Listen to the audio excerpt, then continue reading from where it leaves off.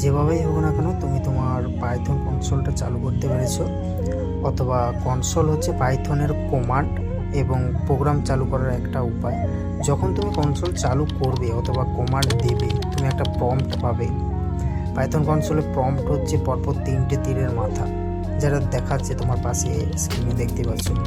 Python programme একই সাথে বেশ কয়েকটি কমান্ড দিলে কনসোল ছাড়াও অন্যান্য প্রোগ্রাম চালানো যাবে। কিন্তু এই মুহূর্তে আমরা কাজটিকে একেবারেই সহজ ও সাধারণ হিসাবে রাখতে চাই, তাই সরাসরি কনসোলের প্রম্পট টাইপ করো। তাহলে সাইটে দেওয়া ওয়ার্ডগুলো দেখে আপনারা ট্রাই করো। তোমরা দেখো উপরে কমান্ডটি লেখার সময় অবশ্যই উক্তি চিহ্ন দিতে হবে। কিন্তু এবারে লাইনটি শেষ হলে এন্টার কি চাপ করুন। আশা করছি নিয়ম লেখাগুলি দেখা যাচ্ছে।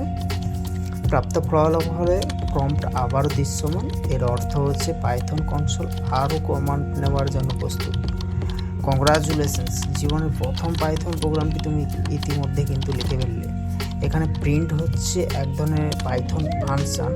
এর অর্থ বন্ধনীর মধ্যে যাই লেখা হোক না কেন পরবর্তীতে তা আবারও ব্যবহৃত হবে কিন্তু।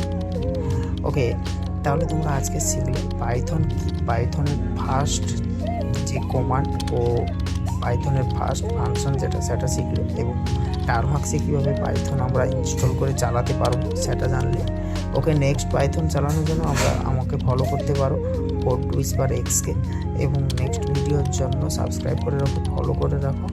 এরপরে তোমাদের দ্বিতীয় পাইথন প্রোগ্রাম নিয়ে চলে আসবো, এবং ধীরে ধীরে করে তোমাদেরকে একদম সহজ ভাষায় বাংলায় পাইথন প্রোগ্রাম শেখাতে পারবো।